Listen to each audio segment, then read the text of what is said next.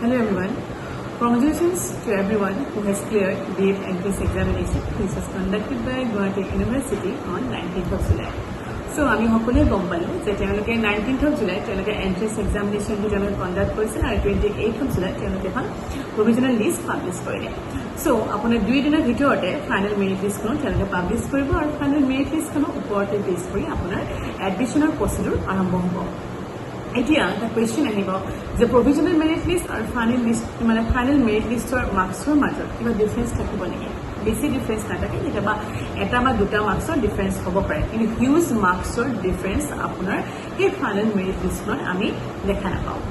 এতিয়া মই ভিডিঅ'টো এইকাৰণে বনাইছিলোঁ যে যিহেতুকে এতিয়া এডমিশ্যনৰ প্ৰচিডিউৰ আমাৰ কলেজবিলাকত আৰম্ভ হ'ব, এতিয়া আপোনালোকৰ কি কি ইম্পৰ্টেণ্ট ডকুমেণ্টছ আপোনাৰ প্ৰয়োজন হ'ব। এতিয়া যিহেতুকে ইম্পৰ্টেণ্ট ডকুমেণ্টছ বুলি ক'লে আপোনাক 10th মাৰ্কশ্বিট এণ্ড চাৰ্টিফিকেট, আপোনাৰ HS ছেকেণ্ড ইয়াৰৰ মাৰ্কশ্বিট এণ্ড চাৰ্টিফিকেট এণ্ড ডিগ্ৰীৰ আপোনাৰ অল চাৰ্টিফিকেট লাগিব।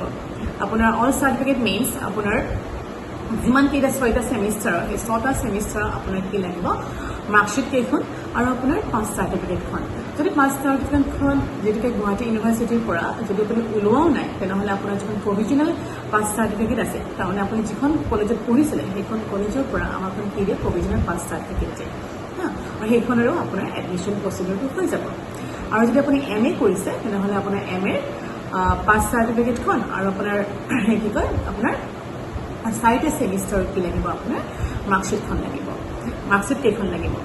এতিয়া ইয়াতে কথা এটা আহিব, যেতিয়া মই MA কথা কোৱাৰ লগত এটা কথা আহে মাইগ্ৰেশ্যন চাৰ্টিফিকেট। মাইগ্ৰেশ্যন চাৰ্টিফিকেট সাধাৰণতে আমাক এডমিশ্যন প্ৰচিডিউৰত ইম্পৰ্টেণ্ট নহয়।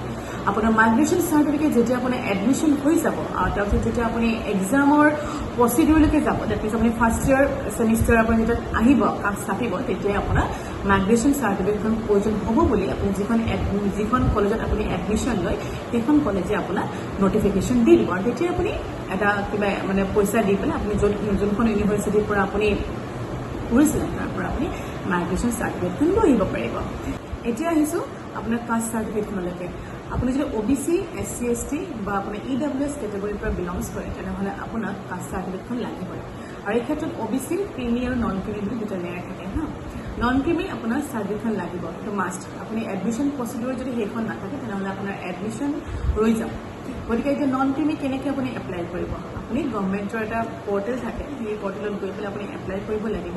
তাৰপাছত আপোনাৰ যিখন এপ্লাই কৰাৰ পিছত এখন আপোনাৰ ৰচিদ দিব আৰু সেই ৰচিদখন লৈ পেলাই মই যিটো কামৰূপ ৰুৰেলৰ পৰা বিলংছ কৰোঁ, গতিকে মই মোৰ প্ৰচিডিউৰটো কৈছোঁ। তেওঁলোকে আপুনি হাজো অফিচত গৈ আপোনাৰ যিটো ৰিজন যে মোৰ এডুকেশ্যনেল মানে পাৰ্পাছৰ কাৰণে লাগে, তেনেহ'লে আপুনি তেওঁলোকক ভালকৈ কৈ দিব, সেই ৰচিদখন দেখুৱাই দি তাৰপিছত আপোনাৰ কামটো অতি সোনকালে আপোনাৰ যিটো নন ক্ৰিমি লেয়াৰৰ যিটো চাৰ্টিফিকেটৰ আপোনাৰ কাম অতি সোনকালে হৈ যাব। বাছ আপুনি আপোনাৰ অনেষ্টি মেইনটেইন কৰি পেলাই আপুনি ৰিজনটো তেওঁলোকক ক'লেই হৈ যাব। তাৰপাছত লাগিব আপোনাৰ পাছপৰ্ট চাইজৰ কেইখনৰ ফটো, আপুনি উলিয়াই থৈ দিব পাছপৰ্ট চাইজৰ ফটো।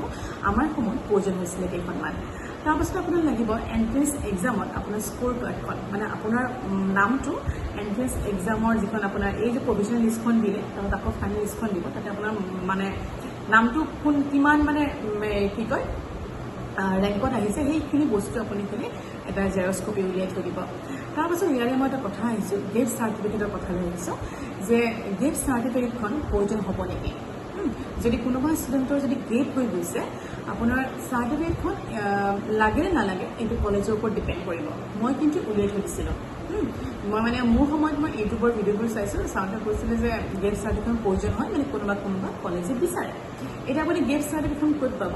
একো চিন্তা নাই, আপোনাৰ গেট চাৰ্টিফিকেটখন আপোনাৰ ওচৰত যদি কোনোবা মানে উকিল আছে তেওঁক ক'ব, আপোনাৰ ৰিজনটো ক'ব যে আপুনি কিয় ইমান দিন গেপ আছিলে আপোনাৰ একাডেমিক কেৰিয়াৰৰ পৰা, আপোনাৰ সেই ৰিজনটো লৈ পেলাই তেওঁক কিবা এটা এমাউণ্ট ক'ব, সেই এমাউণ্টটো দি পেলাই আপুনি গেট চাৰ্টিফিকেটখন ইজিলি পাই যাব। খালি আপুনি এডমিশ্যনৰ আগদিনাখন নক'ব, আপোনাৰ 2-3 দিন আগত ক'ব, তেতিয়া আপোনাৰ ইজি হৈ যায়। ঠিক আছে, গতিকে এডমিশ্যনৰ সময়ত কি কি ডকুমেণ্টছৰ প্ৰয়োজন আছে সেইখিনি গোটেইখিনি আপোনাক উল্লেখ কৰিলোঁ। আৰু ইমান আপোনালোকে ভয় খাব নালাগে, গতিকে যিখিনিয়ে ভাল স্ক'ৰ কৰিছে তেওঁলোকেতো পায়ে যাব, তেওঁলোকে এখন বা দুখনত এপ্লাই কৰিলেও হৈ যায়, ইমান চিন্তা কৰিব নালাগে। আৰু যি অকণমান ধৰি লওক আপোনালোকৰ অলপ কনফিউজন হৈ আছে পাম নে নাপাম, আপোনালোকে 2-3খনমান বা 3-4খনমান এপ্লাই কৰি দিয়ক, আপোনালোকে এডমিশ্যন পাই যাব। গতিকে আপোনাক সকলোকে মোৰ ফালৰ পৰা অল দ্য বেষ্ট থাকিলে আৰু টিচাৰ হোৱাৰ যি সপোন এই সপোনৰ ফাললৈকে আপোনালোকৰ এই প্ৰথম খোজত মোৰ ফালৰ পৰা অভিনন্দন জ্ঞাপন কৰিছোঁ